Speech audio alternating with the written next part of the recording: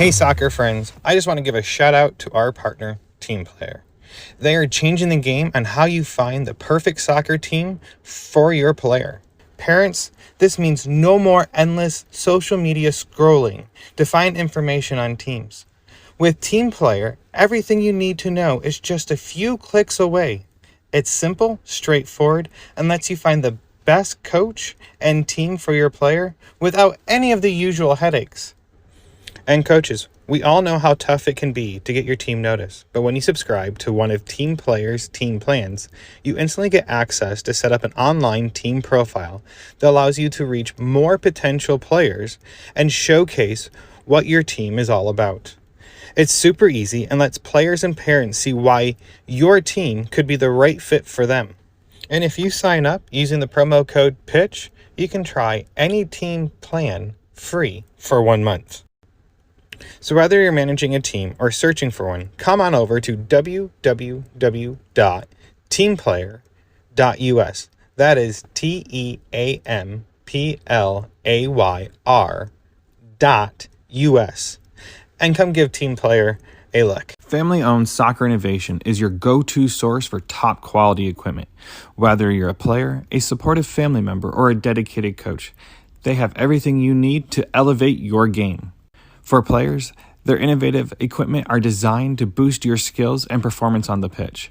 From their agility cones to their portable goals, they have you covered. And family members, they offer durable equipment that's built to last because we know your support is critical to your player. Coaches, trust me, they can provide the equipment you need to run effective training sessions and shape the next generation of soccer players. Visit Soccer Innovations at soccerinnovations.com to start elevating your game with them. And if you use the code PITCH, PITCH, you can receive up to 10% off your next order. Hello and welcome back to Chat by the Pitch. This is Ian Babcock, your host. This week, I have Colin Brett, CEO and co-founder of Player Stat Data. Now, if you're like me and a nerd when it comes to numbers, this is your type of company, the type of program. And at the end of the day, actually gives some great insight onto how your player is doing. This company does so much, and I'm not going to dive too much into it, so I'll start this chat and head to the pitch.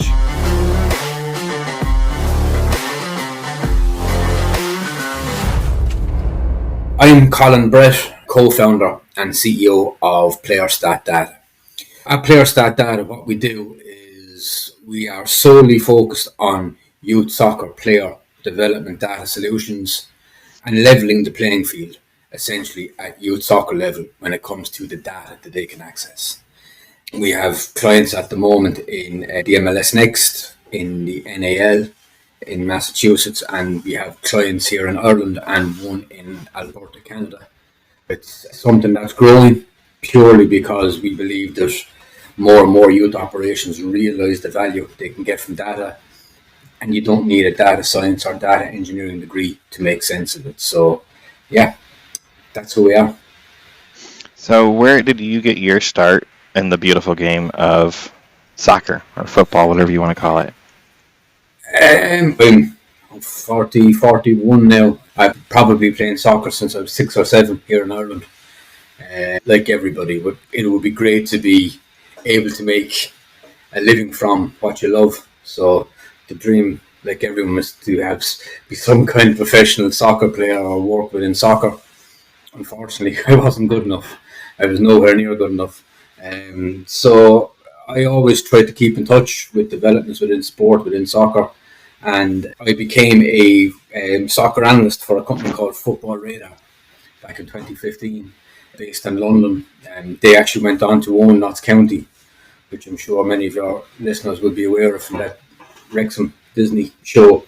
So they used data that they collected, Football Radar, and brought it to Notts County, similar to the Brentford and Brighton models in the Premier League. So I was involved there.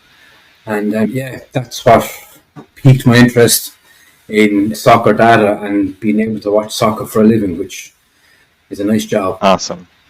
So your company does Stick with data. What type of data and how are you gathering this data then? Our process for collecting the data is quite simple. The clubs that we work with and clubs we will work with, they send us their match video footage, their MP4 footage. We need that, and we need a team sheet or a lineup, just the players that started and the substitutes that came on. We then manually collect the individual player performance data from that match footage, and we send it back to our clients via our soccer intelligence coach platform element, and also through our unique, like first in the industry, soccer intelligence player app. Now, what we collect is very simple, and very importantly, it's very objective. So we collect, it's at the last count, it's 76 individual metrics, successful and unsuccessful, across possession metrics, defensive, attacking, goalkeeping, and set piece metrics. So in essence, Ian, what we do is we count what happens on the pitch per player, collect that data, and relay it back to our coach, clients, and back to their players, so they can objectively assess what happened game by game, and then themselves interpret whether KPIs are being reached within each team, or whether players are developing in an upward trend. We don't get into what players should or shouldn't have done, or what they could have done better. We just give the information back to the clients as to what happened, and they then interpret from there. Hearing how you get your information, how you're doing your software, this explains more of your background and where you're coming from with the statistical side. So is this how the business started, was seeing this as a need from a club perspective to help youth sports and to help professional sports to get more data and information? Is this how the company started? Was this light bulb went off saying I can do this better? Or did you just say, no, this is a great idea, I'm going to just improve upon it? And this, how did it, with the collecting of the data, so in the 76 metrics? So when we started the company, PlayerStat data, it was 2019. We were actually primarily focused on the senior side of soccer, and specifically in the League of Ireland. It's a huge recruitment market, especially for UK clubs, because there's a lot of undervalued players playing senior level soccer in Ireland, and they can then go over to the EFL, the likes of Evan Ferguson, Gavin Bazunu, Jake O'Brien, that's just moved to Everton. They've all come from League of Ireland, and they've moved for very little money. So we tried to get into that market initially, selling our data to clubs in the UK, and into agencies as well. But we were up against Boy Scout, and at the time Instat, when they were still around. And no matter how much better our data was compared to Boy Scout and Instat, we were so far behind with regards to awareness and resources and size, we just couldn't do anything. So we looked around, we had the data infrastructure in place, we had a good data product, and we said, okay, we have something here. We just don't have a product market fit. And then we came across the youth market, primarily in North America, which we found we did a lot of market research and found that there was a gap in the market here, especially from an individual player perspective. You have VO analytics, you have an element that Huddle do, you have pro scores, you have a lot of companies. We all collect data from matches. A pass is a pass, a shot on goal is a shot, a tackle is a tackle. We're not doing anything differently.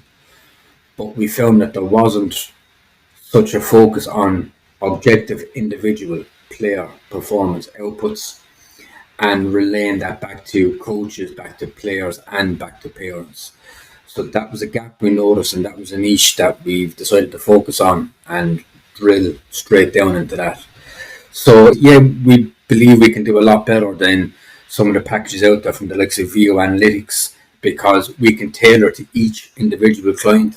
So from an offering perspective, we're a little bit more bespoke than the off-the-shelf solutions such as I keep mentioning VO Analytics. But also there wasn't, we didn't notice a player in the market that had such a sole focus on objective youth player data output. So we said everybody wants a Liverpool client, everybody wants a Barcelona everybody wants a big club over in the USA. Everyone wants an Inter Miami, to say that they're working with them.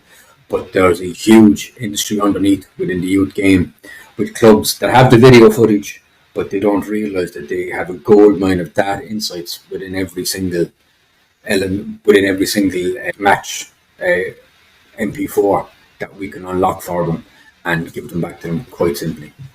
With your programs, I'm going to take the video systems that are out there. Can you use an overlay to log into them if they give you access to directly pull the data, then the video in, so you don't have to be part of their quote team and have access to their team data? When you pull it in, are you using human element to get the data, or are you using AI? These video companies are using AI to get very raw data, and it's not always accurate. So how do you pull in the data, and how are you analyzing the data to make sure it's as accurate as it possibly can be? So initially, for us to access the video, it's completely up to the client. The clients that we currently work with, they, like you mentioned, add us to their VO team or their huddle team, whatever the package is. We just simply download the MP4 footage. Other clubs we've worked with, they've sent us the MP4 files via Google Drive, OneDrive, WeTransfer, whatever it might be. That's all we need. We just need the match footage via MP4 and we get to work. Once we get it, we are going to lean into AI. We're developing a model at the moment here in Ireland, which will initially have player and ball location data, but seeing some of the AI-driven insights from like a metric perspective. We haven't decided to go down that route yet. We've invested in our data collection team by keeping it, to sound like an evil villain, but to keep it human. Do you know what I mean? That means we have control ourselves in-house of the data that's collected. We have a quality control process within our data collection team. So we're always spot checking and making sure that it was Ian that had that successful pass in the 47th minute. It was Colin that had that header off target in the 79th minute. Because one of the key things we found with our market research was a lot of the data that's put forward to some clients through some of these analytics packages, they're just plain wrong. And one particular example, which I won't mention names or companies or anything, but they missed out on goals in a particular game. So if this package using AI is missing out on goals, then they're certainly missing out on a successful sideways pass and an unsuccessful defensive aerial duel. By us just keeping our standards in-house, keeping it manual, keeping it using human analysts, we keep control of our data integrity and would be very confident we can go up against any of the main players with regards the output collected, and we would be pretty confident that our data will be of much higher accuracy and of better quality. I ask because that's one thing I do pay attention to. Is I love watching rewatching game video, especially if my son or if someone who I know is playing and they'll send me a video and I'll watch the whole game. I've been looking at camera systems recently and looking at the different quality, and I'm like, how in the world can AI keep track of that player's number? I can't even make it out. Yeah. How can the AI keep track of it, especially when they crisscross with another player? Only reason I know who it is, it's because I know the player. And if I was an AI system, I probably wouldn't be able to detect enough information. That's why I was asking, because to me that's huge. Until the camera systems are, you can see the fly on their shoulder from 100 yards out. We won't know who it is well enough. With that being said, as you breaking, go ahead. Sorry. And interestingly, this book I mentioned just off camera by Ian Graham, he was on about tracking data at elite level, at Liverpool UEFA level, where they were looking for tracking data in the Champions League and all this. And there were a lot of cameras at these games, AI cameras that were tracking players and distances that were put in by UEFA. But up until 2021, Liverpool and teams of their calibre weren't greatly able to trust the calibre of data that came from those UEFA cameras because they had no quality control process system in place.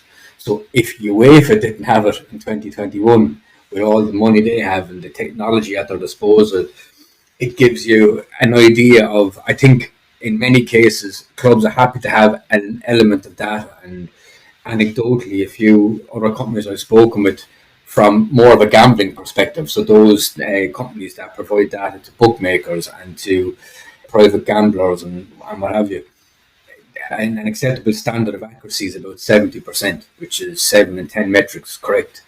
And to me, that's nonsense. Why would you accept 3 things to be wrong? So we're investing ourselves in our own team, in our own training, to get that as close to 10 out of 10 every single time as possible. Because if you can't trust what we say, then we've lost all kind of stature and standing within the youth game. And how accurate is your information? We're talking about the Champions League and the data they collect. I know that they have to be pretty accurate. They aren't always that accurate when going back and looking at game footage. I won't say what games I've watched, and I've noticed things are missing in those games that I'm looking for a moment. Now, how accurate would you guys say that you guys try to strive between? Because I know there's a variance window. No matter, there's nothing perfect in the world. There's always as accurate as you can. And in time, it gets better.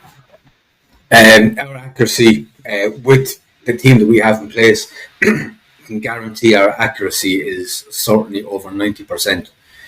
What we've put into the team is, if they're unsure, the fact that it's manual, we stop, rewind and rewatch.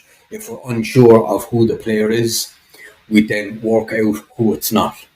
So it can't be the number 2 right back, it can't be the number 5, it can't be the number 8, he just lost possession 10 yards up the pitch, it can't be the number 11, she ended up going off the field for something.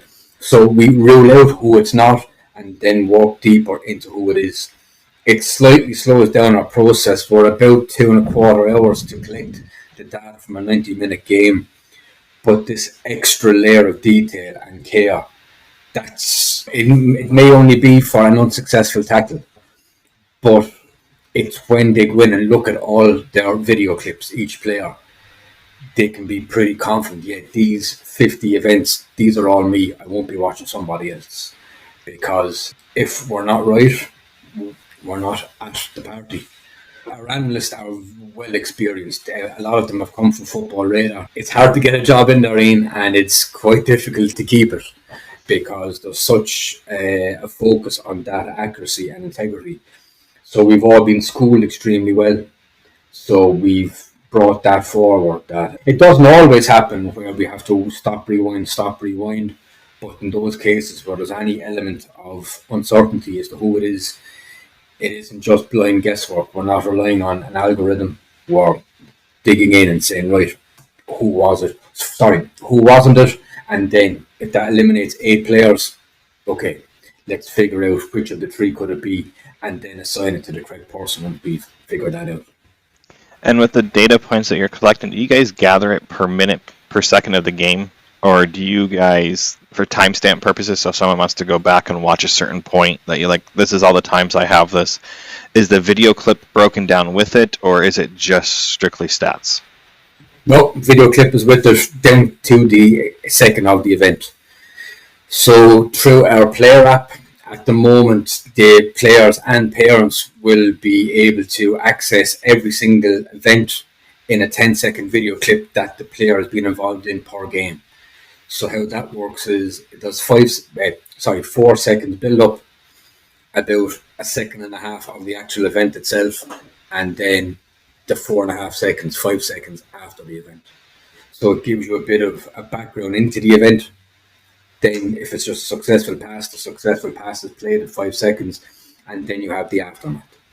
Those clips for the moment within our player app are watchable only. But with the version that we're developing at the moment with our app developers, that will be downloadable to the devices that the users are watching them on.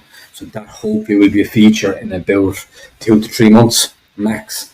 But yeah, it's down to the exact second happened and 5 seconds before and 5 seconds after. Awesome. The version that you're hoping to have out probably by the time this is released will be available for folks to have, because it is the version that you'll have out on the market.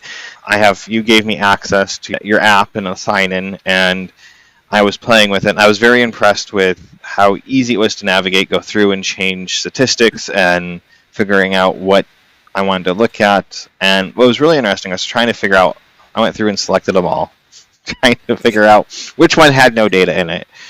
And almost everything has data unless it's player specific, like a goalkeeper. The person that is already in the system, the player that's already in the system is not a keeper, so there's no keeper data. Now, is there a way to filter out the data, or is there a metric you can have or you have available to see what data points you do have for each player, or is it just a search and look type of thing? At the moment, with the version 1 we have out, it's a little bit of a search and look. There's the ability to select and deselect from each metric. So it's more of that kind of sense, is that the player or the parent that says, okay, I'd like to see the goals I scored, I'd like to see my successful passes. We would expect them to be more towards those eye-catching metrics. Around possession, around goals, around assists, that type of stuff. With us being humans, I don't think we like to see unsuccessful defensive aerial duels too much. We don't want to see the things that we lost. I'm a goalkeeper over 30 years. I don't want to see videos of all the goals I conceded. That wouldn't make for good watching, and I wouldn't have enough time because I've conceded a lot of goals. For the moment, it's search and look, and give the tools to be able to filter the ones that you don't want to see. Maybe just search the few and see if there's metrics there. But with version 2 and proceeding ones after that, the usability and the experience will get that a bit more focused and drilled down.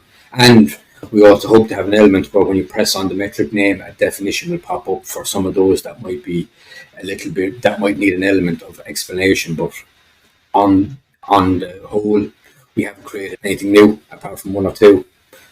Pass direction, tackles, headers, standing challenges, crosses, efforts on goal. They really don't need to be defined. No, they don't. Looking at this from a parent perspective, not having being an American, we don't grow up with soccer, football, whatever you want to call it, to be a full understanding. I have engulfed my life into this sport over the last almost 5 years, and so my terminology is completely different than my wife's. And looking at this from a parent perspective, so yeah, having the highlighting part there with the information. I know that as things go on, improvements are made, and having data points is so important. As you're collecting these data points, how do you use them to let players know where they're standing with their data? So what we like to leave, with the clubs we work with, we're looking to help the players in 2 respects. So firstly, giving them access to the aggregated season total, which is the first thing that they see in their overview, to see what they're doing to that point of the season as we speak, and also individual game-by-game breakdowns from a data perspective and also from a video perspective. On top of that, within our Soccer Intelligence Coach platform, we're giving a little bit more granular access to data for the coaches, so that both sides of the coin, both sides of the relationship have access to this, and those that can action it, i.e. the coaches, around individual player development plans, something different within training, whatever it may be, that information is there as well, so that the player can go back to the coach and say that my pass completion has slightly decreased over the last 3-4 weeks, or I'm not winning as many attacking aerial duels as I've been used to. But it's just informing both sides of the equation with objective numerical data, which it's evidential, it can't be argued with. It's what happened on the pitch, not what could have happened, and bringing that objectivity to both sides of the player-coach and the coach-parent relationship, and say what's the best pathway that we can put in place for this player over the coming 6 months. So it's not based on guessworking. It's based very much on, here's what happened in the game, Here's what she's strong at, here's what she's weak at. Let's focus on the weaknesses and see how we can measure them, or let's measure them over the next 6 months to see is there improvement, as opposed to missing a weakness because your eye didn't notice it, or you believed that she was better than she was at playing passes progressively towards the opposition goal. So we like to just give them all the information that we have, and then let the interpretation happen at the coach, at the player, and at the parent level. I like that. So, you made a comment. You're like, no one wants to see the mistakes they make along the way, and here I want to see what mistakes my player makes, because you were successful in this one circumstance. Great, but why did you not make this success? And that's what I always bring to my 10-year-old son. It's not just me nitpicking at him. It's trying to get him to focus on if he's making the same mistake over and over again. Missed tackles is one that I love, because when I did coach, missed tackles were the best opportunity for a player to learn how to manipulate their body. And I don't think, when you're talking 6-year-olds, if you can teach them to manipulate their body like they're going in for the ball, you're going to make whoever coming in with the ball more likely fumble. And if you actually have clips of this, especially at the older age groups, teaching them like, look, you dove in, you poked too early, or you overcommitted here, I think it really does help players realize where they're at and where they're going and what they want to do and how to help them advance. I guess I look at the negative, not the positive, and how to fix the negative to be a positive. I think it comes down to the individual, those that are looking for that college scholarship, or those that not even a college scholarship, those that want to reach the potential as they see it. The good and the bad is there for them to look at and say, right, here's what I can improve, or whatever it may be. But as I said, it's just hard to look in the mirror sometimes, especially when you think you're better at something, and unfortunately you're not. It's a bit of a cold realization.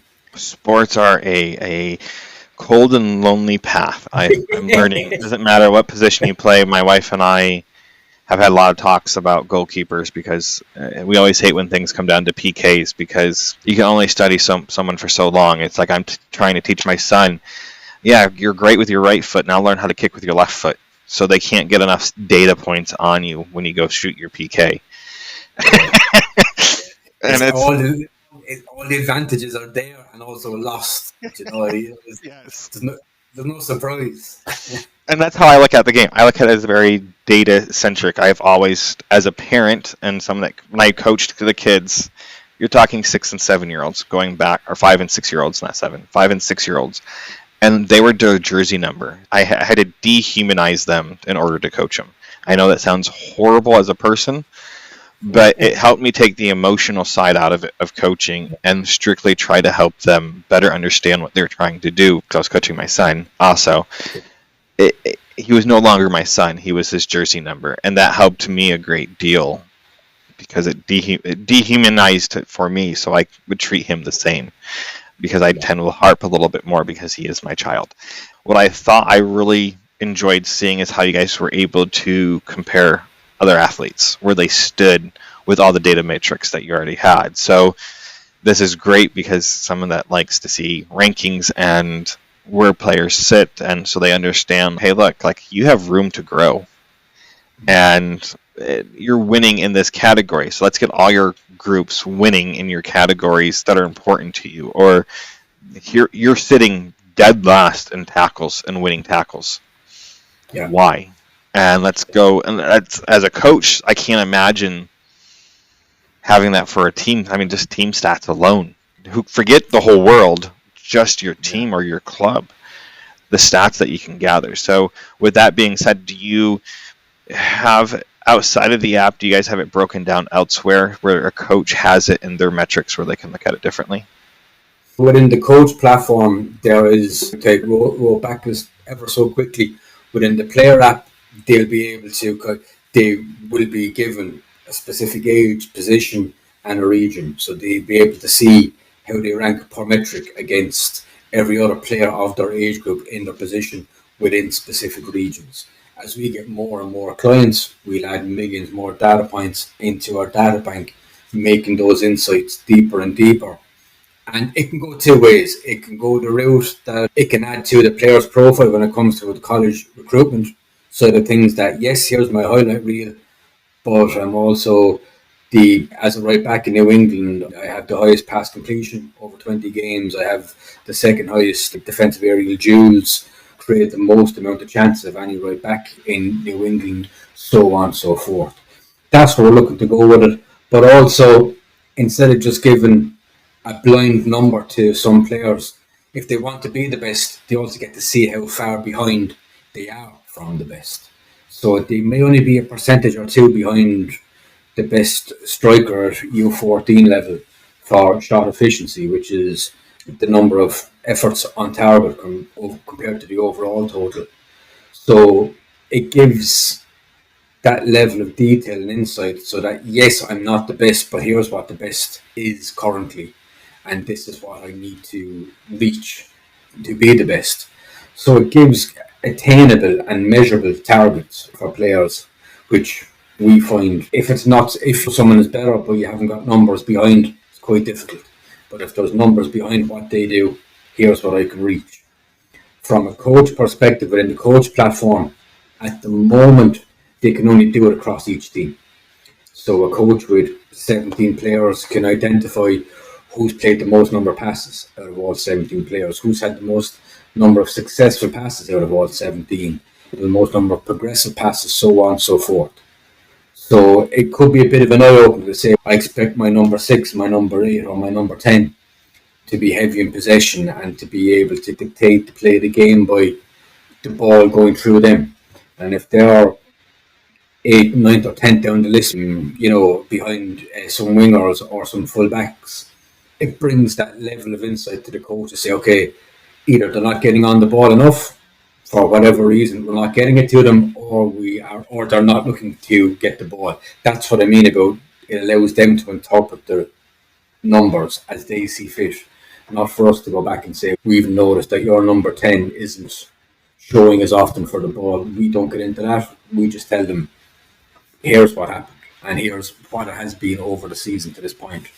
So we give that team granularity to coaches, and what we're rolling out over time is that the gatekeepers within the clubs, and we call them gatekeepers, the likes of the exec director, a technical director, the head of the academy, whatever it may be, that we can bring all the players. If we had 6 teams with your club, Ian, if we were able to get them in to bring all 6 together, and then you could have a list of quick maths, 112 players, and okay,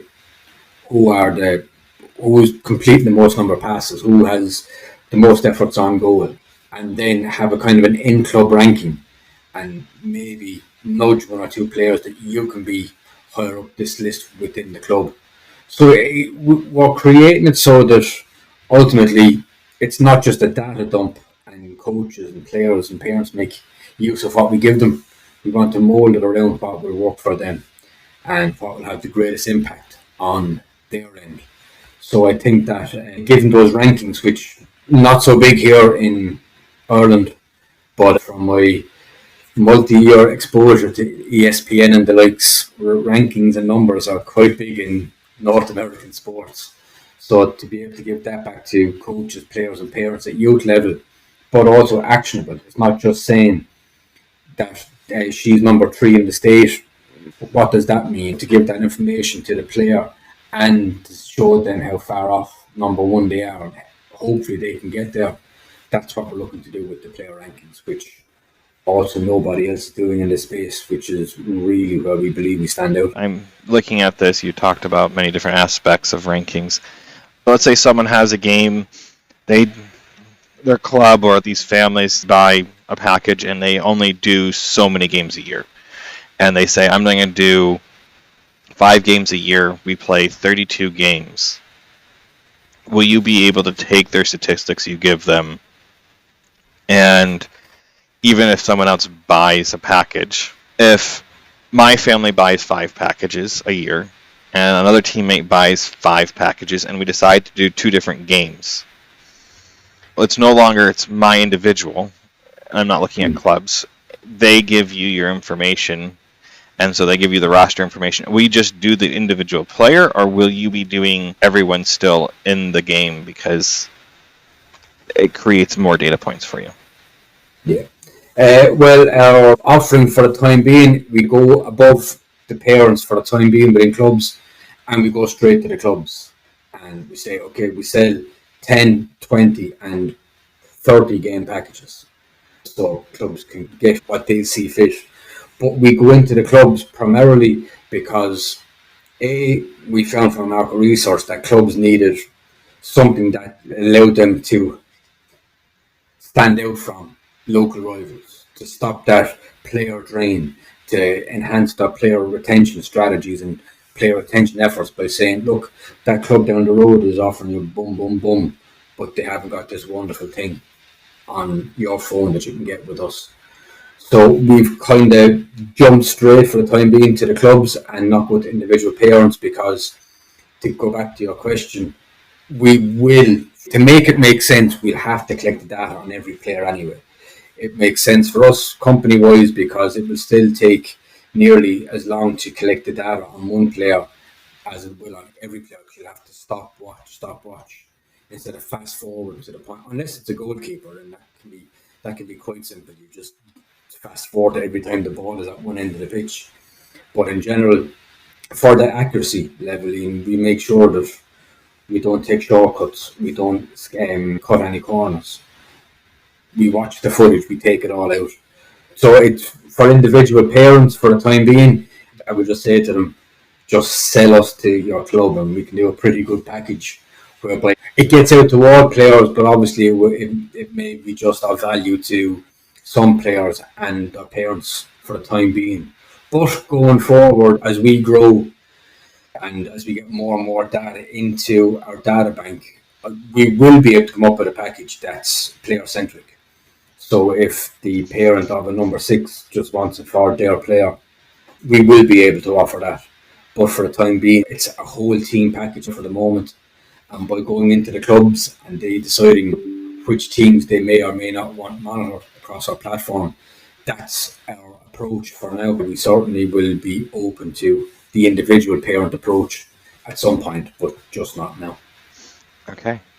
I just ask because I'm looking at this as it's competition at the end of the day, and I care nothing against the rest of my son's teammates, or future teammates. I only worry about my son because there's only 5, like we've taught him, there's only 5 things you can worry about, and they're all dealing with yourself. You can't worry about the other. There's 5 things that I think his name is McAllister put out, and several other motivational coaches have put out. You can't worry about these 5 factors, and one of them is your teammates. You can only worry about yourself and the things that affect you. As a parent, that's what I'm looking at, and so we have to push it through our clubs. So now with the clubs, do you ask for the other team's roster, or do you only care about that club's roster then? We only care about that club's roster because they are the ones who are paying for it. They are in charge. Like, our data can only be as good as the information that is fed to us. So to add an extra layer and trying to get us to play a roster, or if it's hard to make out on the other side of the pitch, if it's the number 12 or the number 14 that came on in the 65th minute, at least with our clients, we can go back to our kind of contacts, be it the technical director or just straight to the head coach. Excuse me, what change did you make in the 65th minute? Was it the number 12 or number 14? So for us to keep a handle on the integrity of our data and keeping things nice and tight, we just focus on the club for now. But in time, we will be at the stage where we realise we're collecting 50% of the data available from a game. We make small steps and we build and we get the snowball effect, and all of a sudden we're buying out the likes of VO and Huddle because we become so big. But just for now, we're focusing on the club client because we are a company, we're a customer focused company. We don't want the level of the data we give to them being diluted by us doubling our workload on some players that we may be unsure of. So we're just solely focused on the client for now. Awesome. No, that's what I like to hear, because data is king, especially in what I do for work. And the more data you have, the more data points you have. And I'm just thinking, like, to get your player profiles so they can have a rankings. It's really cool when you can see what it is against the other team, against the other clubs in the area. But once again, only one side's paying for it, so I understand. Now, with that being said, there's all these other systems out there. I have talked to private coaches that will just do it for one player. You're doing it for a whole squad. How do you vary from all the other commercial products out there that are in this world that separate you from them? The data that we've been on about over the course of the chat about how we slice and dice it and repackage it out is very much different to what is out there. We don't deal in subjectivity. We don't deal in, like, some competitors of ours will go into, they look to rank communication, leadership, elements like that on a scale of 1 to 10. Even if they were to say players' use of the ball or ability in possession, we don't go into that. We just tell you what they did in possession and then let you assess whether they're reaching their ability or whether they can do better or whether they're actually off where you believe they should be. So it's having that focus on objectivity and a simple count of getting it back to our coaches, getting it back to the players, getting them back to their parents. Here's what happened on the pitch, and now you can interpret after the event, which we believe we are relatively different when it comes to that, with the range of data that we collect. If we have 100 clients this time next year, we will in essence have 100 different types of platform. And what I mean by that is not every coach or every club will have the same KPIs when it comes to what they want from their rosters. To name drop one of our current clients, Boston Bolts, they look towards, obviously they're invested in the scoreline and they're invested in winning because it's sport. But the culture within their organisation is player first, and it is with many other clubs, but just in our example, Boston is player first. So if the players are meeting the KPIs set out in front of them, there's progress there. The score is obviously quite important, but if they were to lose a game 5-6-0, they won't be happy, but they will instantly go and see our players doing what was asked of them, which is very important. So by us having that individual granularity, that individual focus, it allows our clients to drill into that and not just take, like, goals shouldn't be a measure of performance. Results shouldn't be a measure of performance. So by us drilling down with this accurate data, full of integrity, but then having the individual focus on top of it, we believe that's where we're going to stand. Like, to take an example, the likes of VO Analytics, very much team-based and driven around set pieces, team passes, elements like that. We can go into first half detail, second half detail, individual player in different positions. That's all available across our soccer intelligence solutions. And importantly, we can switch things on and off in the background at the coach level. The players can do it anyway by selecting and deselecting. But to bring an example up, like Y Scout, you get a huge range of data points within Y Scout, huge amount of video, and that's what you work with. With us, we collect all the metrics, and if the coaching staff only want to see 15 metrics, we'll switch 60 something metrics off in the background, and they'll just see the 15 they want. If they want to add 5, take away 5, add in 15, that can be done. Our platforms are customizable to what the player wants to see, what the coaching staff wants to see, and what the parents want to see. So it's not just here's everything we collected, make sense of it. We work with each client and say, what do you want to see from us? And we provide it back to clubs in that respect. And then a little small one, but I think something that will end up having a huge impact over the coming years is that our player app and the Soccer Intelligence Coach platform, when the new version of that is rolled out soon, they're all customizable by club. So they're in essence white labeled, and the club get their logo on it, and the 2 primary colours from the logo will be incorporated across the player app and the coach platform. So it helps to enhance that community element. It's not just a player stat data logo and the data. It's a Boston Goals platform. It's a Watford FC platform. That's where we're looking to go with it. So it really becomes club centric. It becomes molded by what the coaches want to see, and with the players, give them the tools so they can cut out the noise and drill exactly into what they want to see as well.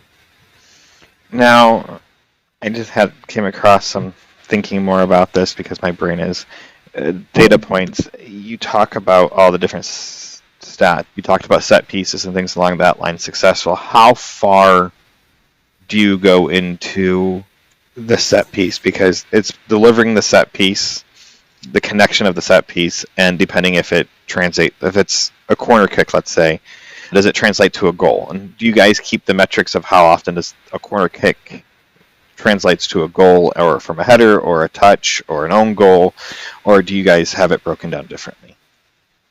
At the moment, what we provide back to the client is the count. We provide back the video. So excellent. We have successful and unsuccessful corners. We have successful and unsuccessful free kicks within the opposition third. So we don't count free kicks in the halfway line or even it's those ones that are turned into attacking situations, be it a direct shot on goal or a cross into the box, whatever it may be. So for now, we're collecting that data and just relaying it back to the clients from a numerical standpoint and from a video standpoint. But within the research element in our company, we're now moving towards deriving extra insights from the data we collected. So we're going to slowly move into expected goals, and this could be like a world exclusive, which would be great. But we're going to delve into age-specific expected goals, because we'll have a huge number of U13 efforts on goal, a huge number of U14, U15, U17, and so on.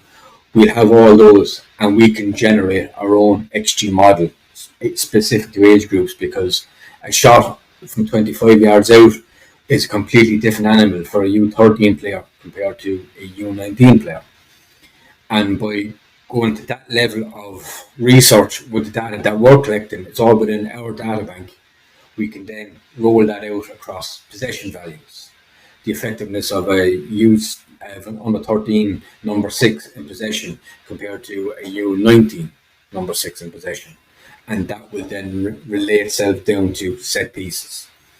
How often are we getting to a set piece position, and what's our expected threat essentially from a corner kick, from a free kick? That will only come. We could do that now in quite simply, but it would be woefully undercooked because you need a huge number of examples to make that work. But it's in our wheelhouse, and we're working on it now because, again, as to what sets us apart from everyone else that's there, we're youth focused, U13 to U19, and the amount of specific video clips and data points we have across those age groups allow us to be able in time to derive data insights that nobody in the world will be able to, because we'll be tens of thousands, if not millions, of examples ahead across each age group, which will and also what we're conscious of within the research department is that yes, we can do it, and yes, we can get all this data, but we also have to work with the clients and everyone as to what actually has value at U13 level, what makes sense at U19 level. Just because we can doesn't mean we should. Is there value in expected goals at certain age levels? Is there value in generating the possession value of a player at certain age groups, and so on and so forth? So once we get to that level, and once we get everything right, then we'll see what makes the most sense for our clients, and we'll roll it out, because to put it out there just because we can and not have any utility or value to the end user is pointless. But I think that if we can create this level of data insight on a per player basis, and it makes sense for the coaches, the player and the parent, then we've really hit a gold mine. I just look at it because when I'm talking to coaches, because I'm not even thinking games, I'm also thinking training sessions at this point in time for coaches, because if they can get their training sessions like scrimmages or training sessions where things are being analyzed more and broken down more, the one thing I have learned is how backwards our model here in the United States.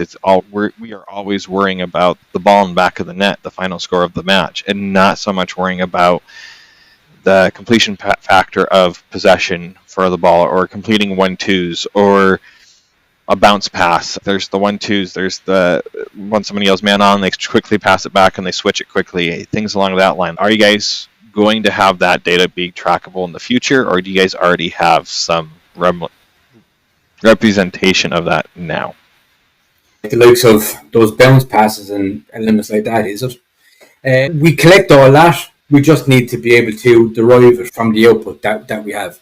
We collect we have a report called a possession chain. So any possession chain of 3 or more passes, we are able to have the video of that from start to finish and detail each player that was involved in the chain and at which position. So we're able to do that at the moment. And that's just simply, we click Colin successful sideways pass, Ian successful forward pass, Colin successful long pass, boom. So we just do individual tags, but our data science department is then able to take all that and derive a possession chain from it, because as you will know from your expertise and background, it's just taking data points and making a story out of start to end. So we are capable of doing that. With regards to bounce passes, that's something that can be in our wheelhouse as well, purely because we're collecting. If I do a bounce pass with you, successful forward pass to you, within a split second there was a successful sideways pass and then a dribble from me. Quite simply, from the data, just taking one, you can derive that's a bounce pass, because I have possession back about a second after I've given it and there's a successful pass in the middle. So it's all there, it's all in what we've collected. It's just a case of us packaging it as our clients want to see it, which first and foremost, and I'm keen to get that point across, just because we can do it doesn't mean we should. But Right. if all this stuff has utility and value at the user's end, that's where we're driven to make a change in that. What are we missing? We're missing this and that. To kind of labour on that and just to flex our muscles ever so slightly. We had a conversation with a client last Friday, and they wanted an element added to the goalkeeping metrics that could have a huge knock-on effect from what they are doing from a goalkeeper analysis perspective. And we were able to add it because we're small, we're nimble, we're flexible. And I said, you will not be able to get the CEO of VIO on a call and ask him to add in this metric, but you can with us. And luckily, as we get bigger and bigger and get VIO and all of them, you can still come to us and say, look, I think there's something that's missing here. It could be like a ridiculous example, but you're not collecting goals scored. Is there any chance you can add that? We'll test it, and if you can add it, it'll be added. And it goes all across our platforms. So that level of flexibility, the fact that we collect it, we can always add, and we can take away as well. I think that's going to be important for us over the next 2 years of establishing ourselves as different from the off-the-shelf and relatively concrete packages. So here's what we collect, make use of it. Whereas with us, here's what we collect. What else would you like to see? Is it the bounce passes? Is it a goalkeeper unsuccessfully coming for a cross? Yep. Once we can test it and make sense of it, and it makes sense, then we'll add it. I could be proven wrong, but I'm happy to go on a limb and using the motto of the turtle, you won't get anywhere by sticking your neck out. I don't think anybody can do that level of customer-centric data inclusion at this stage, and I think that's where we're really going to stand out as well. I like that. I look at, as I also have my day job, and I look at data differently, I think, than most parents, just because of my day job. And there are data points that make sense to me that I want to see, but as on the whole level, it might not make sense to actually add into the package. And I think parents and coaches have to understand that it has to be universal. It can't just be a one-off because you want to see the stat. And I think those one-offs are sometimes not as important unless you're building something around it. And That's between you and the client to figure out if it's truly important enough to add it into your data metrics. And sorry, just quickly on that point as well. We don't want to weaponize parents on the sideline as well to show percentages at coaches. Hey, my kid is 94% pass completion or 96% shot efficiency. We don't want that situation to occur either. So I think there's a little bit of an education piece around it as well. That's why if we just did these huge data dumps and didn't really back up what we're saying with our clients with education sessions to get the most out of our metrics, it'd be irresponsible of us. But if a lot of what we do is pretty much understandable as it is without having a USSF license or a UEFA license, whatever it may be.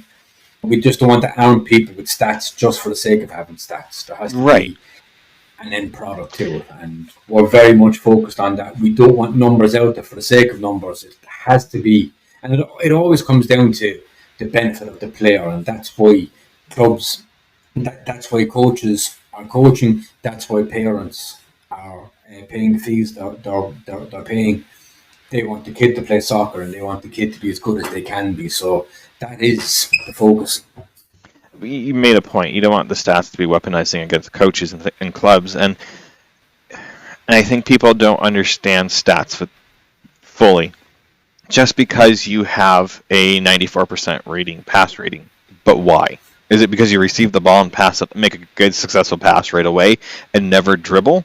Or is it because they are playing a certain position on the field and they're able to have those stats given to them because parents don't truly understand what the stat means? I honestly have my opinion when it comes to sports stats, that sports stats are very much in the moment, and I think I like that you have the availability of the clip because it will show them before they receive the pass or if they're part of a chain and what they're doing.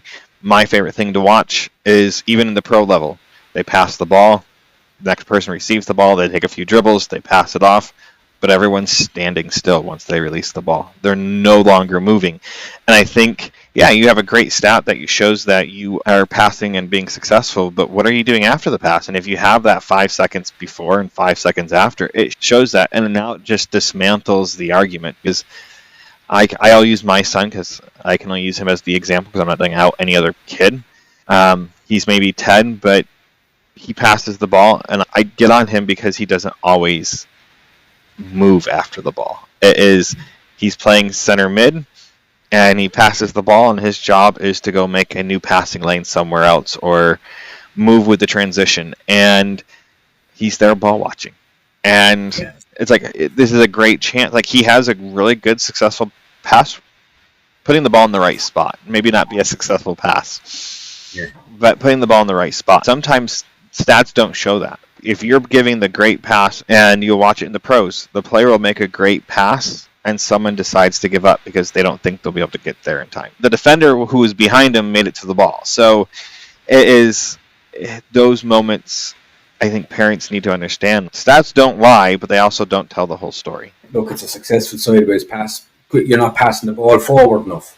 But if you go through all the successful sideways passes, on a couple of occasions they could be under instant pressure from the opposition and they're actually keeping possession by knocking it to the nearest player, be that they're running forward, stopping and passing it backwards.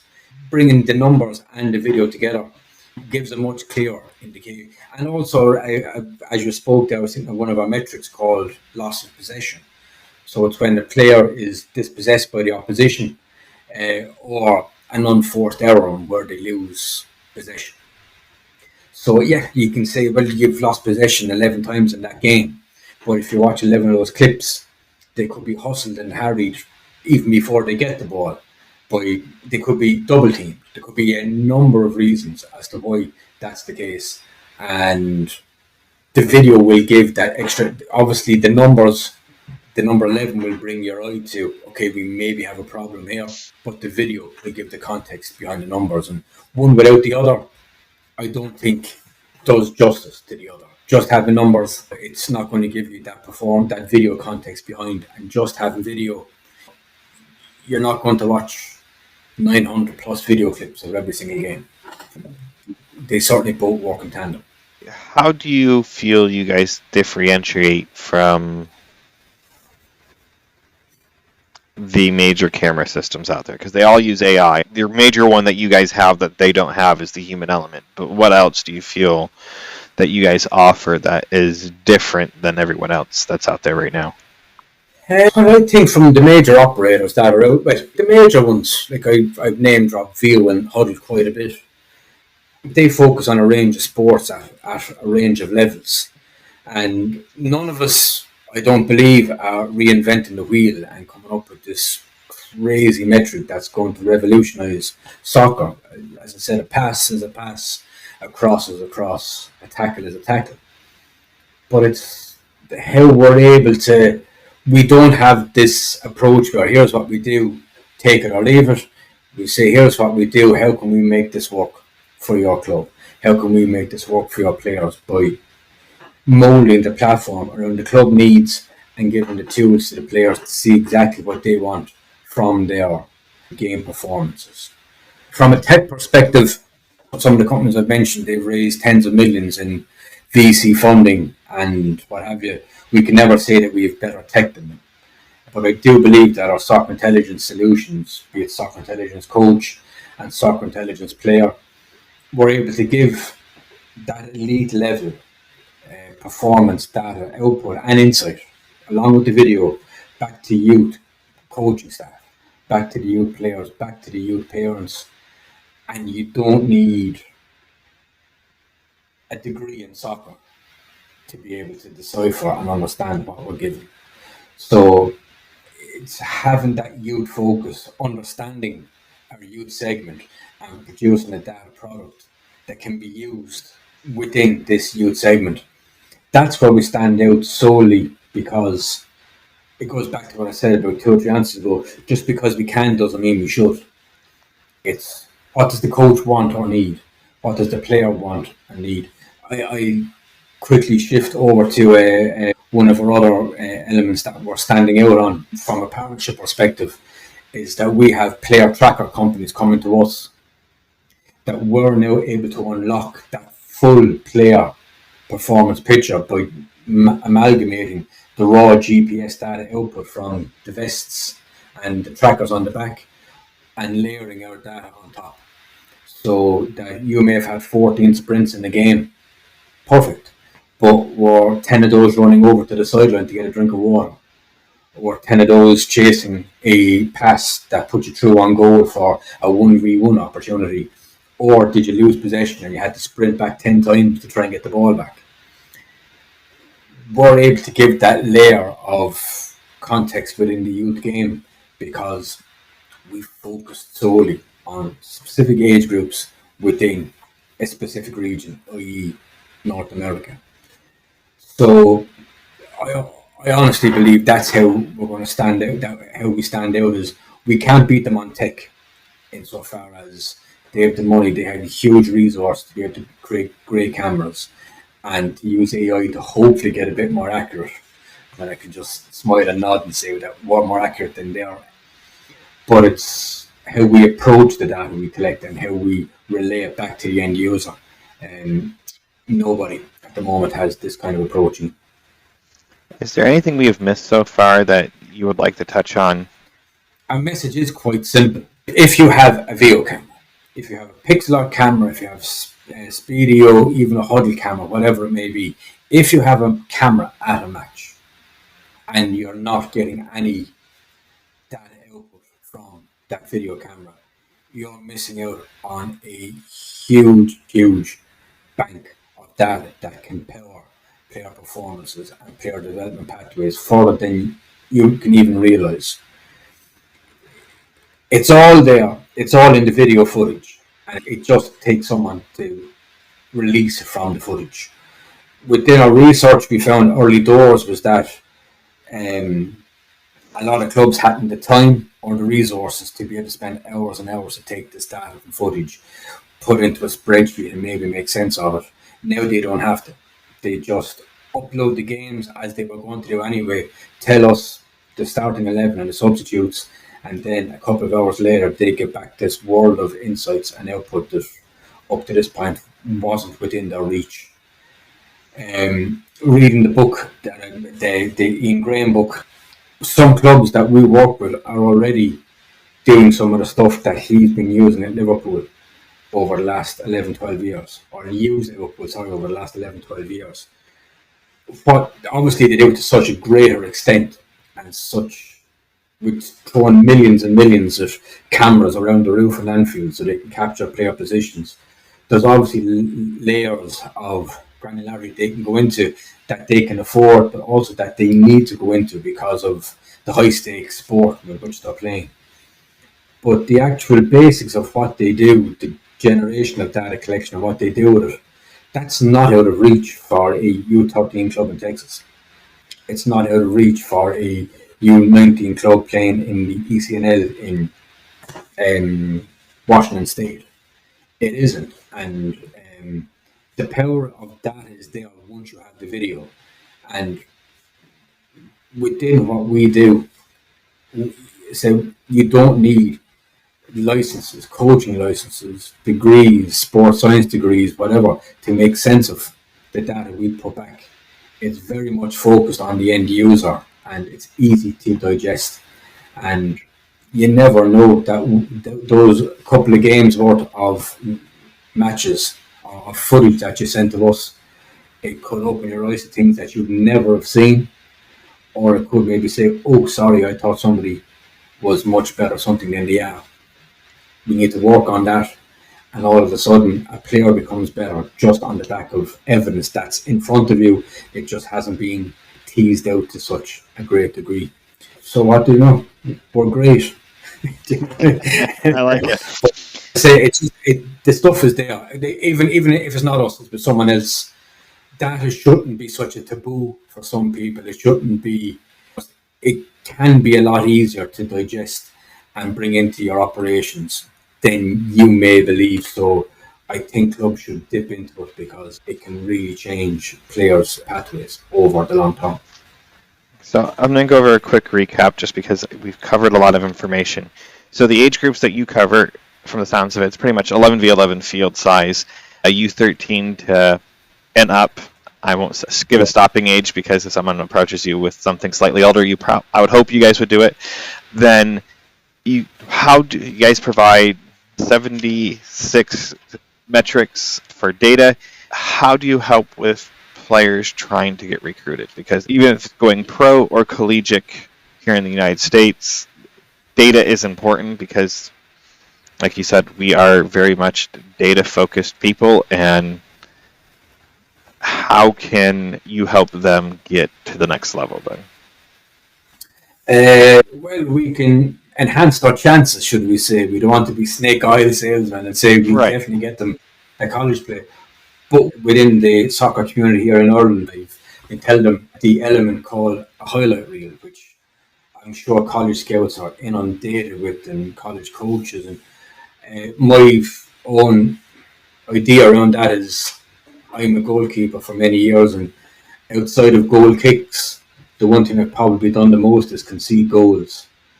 And you can be damn sure I'm not going to put any goal concession or goal kick into my highlight reel. So you can be sure that they're not getting the full view of what I do. Just here's the 3 minutes of my best stuff over the last 30 years. But if I'm able to add data on top of that, yes, I've conceded ridiculous now. I've conceded 300 goals in the last 3 seasons, but I've had the highest completion out of 210 goalkeepers in this region. I've had I can go into distribution, and I've narrowed my options here using goalkeeper, my example, but it rings true for every position on the pitch. Here's my highlight reel, but out of this number of players across the entire data bank, and out of this number of players regionally in my position, here's where I rank. First, second, third, first, second, third, fifth, fourth, first, second, third. So there's the highlight reel that shows what you do well, but also what will give them that, I believe, that extra oomph over a couple of thousand more applications that could be sitting in a college scouts email inbox, or even with all the recruiters and the companies that are around now doing it privately, being able to say that you're the best centre mid out of 600 in our data bank, the best at pass completion, the best at progressive pass attempts, i.e., they've had the highest number of passes towards the opposition goal, and they've had the highest number of progressive pass completions out of 600 central midfield players. That has to be a huge, huge weapon to have in your armory on top of the highlight reel. So we like to think that we're backing up the highlight reel. You can show all your best bits, you can show off the ball stuff, you can show some elements of on the ball, but here's the cold hard evidential numbers as to where I stand in relation to my peers at specific age groups, in specific regions, across specific metrics in this position. So that's where I believe we can add a lot of value at that college going age. We offer them all the video, and it's, if a player has 80 events in a game, they'll have access to 80 individual clips, and they can download the ones they want directly to their device over the course of the season. So it will save them time at the end of the season, or whatever point they may do it, of going in watching game after game to get that 10-second clip. So it will speed up that element of things. But on top of it, it's that ranking thing that we've spoken about. That has to have immense value to put on top of a highlight reel. That here's all my best bits, but here's actually how my numbers stack up compared to my peers in this position at this age. Gotcha. And my favorite question of all questions to ask now. What has been your greatest influence as a player and now with your soccer analytic business? God, as a player, yeah, I suppose from a player perspective, it's just kind of heroes, I suppose, when I was playing, especially as a goalkeeper. I used to be a Liverpool fan back in the early 90s and probably early 90s, but I just lost interest. So I was very big into, my initial hero was David James, if listeners remember David, and I detested Peter Schmeichel because he was the Manchester United goalkeeper. But looking back, he was Peter Schmeichel. I lost out on a huge amount of influence from a goalkeeper perspective if I watched him as a goalkeeper, not ignore him because he was just the goalkeeper of Manchester United. Just reinvented the position within my generation. The long throws, the kind of when his Olympic handball experience came into play with the long throws, the star jumps when he's 1v1 with a striker. And then after him, then there was still playing at a decent level, and then we had Iker Casillas, and I just thought he was a different level because he was playing in front of 10 strikers. There was no defenders in that Galacticos team. It was just everyone bombing forward, and they were winning games 5-0, 5-1, 5-2. But if it wasn't him on goal, they could have lost him 10-5. He just simply stopped every single shot that came at, not every single shot, but did them with minimal ease. Didn't try these crazy Hollywood saves. Just if the ball came at him, if he had to punch or kick, he stopped the ball from going behind him, which is the essence of the goalkeeper's job. It's become something different now. But for me, he was a wonderful goalkeeper because he just did the basics. So from a player, Peter Schmeichel and Casillas myself would have been big as goalkeepers. But from a company perspective, I read a book. We lived in Auckland, myself and my then partner, now wife. We lived in Auckland 11 years ago, and I got a book from the library called The Numbers Game by Chris Anderson and David Sally, and it just changed everything. If I always wanted to work in soccer in some way, shape or form, and after reading that book I realised the impact that numbers in soccer can have and how relatively easy it can be to get numbers from soccer and to use them. So I think after reading that book, I'd imagine I had it read within a night or a day. I just zipped straight through it, and I've read it a few times since. That was what lit the fire. And 2 years later, when we lived in London, I got a job with Football Radar. It was an extremely competitive process. I was one of 6 out of 340 something applicants that got the job, and it snowballed from there. But I think if I didn't read that book way back when, I could still be an office administrator in some way, shape, or form. And yeah, I owe a lot to that book. And as I mentioned off air, there's a book out now at the minute. I've mentioned already a few times how to win the Premier League. It basically sounds like I'm on commission for mentioning this book over and over again, but I'm not. But I think this book has the potential as well for future soccer data analysts or even coaches to realise that the layers of data used at elite level, they're not widely out of reach even at youth level and grassroots level. Certain elements can be cherry picked from what they do and utilised on a Saturday morning or a Sunday afternoon. And I think if people were to read books like that in the numbers game, you'd realise that there's a lot can be gotten from data, and it can have a huge impact even on youth soccer. It's not just what you're watching on NBC, ESPN and the likes. So yeah, definitely a book is what set this off.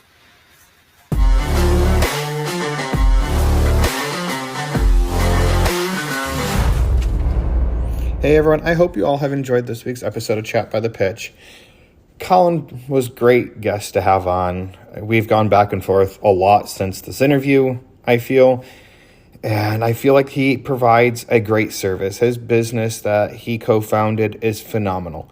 Now, I am a data nerd. I love stats, I love data, but the one thing that's a lot of time missing, the visual. And they provide the visual with the data. And I think that's so important. When you're breaking down a game, just because your player might miss 25% of his tackles or her tackles, now you have the visual of seeing why they missed that tackle or why they aren't completing their passes.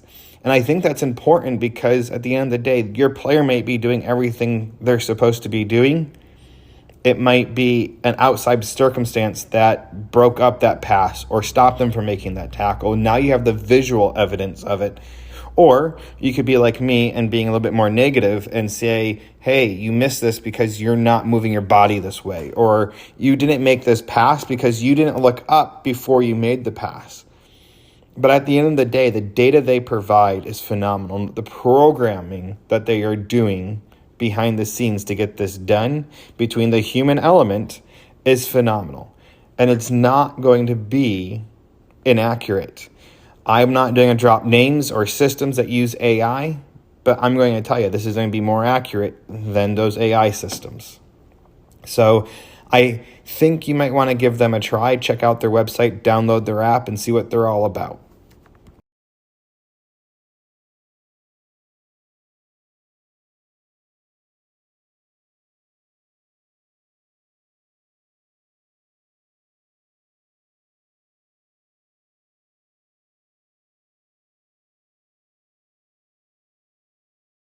Hey everyone, if you guys have enjoyed this podcast, have enjoyed what I've been trying to do, the messages that I'm putting out there, please give me some ratings, some stars on all the podcast sites that you listen to this on.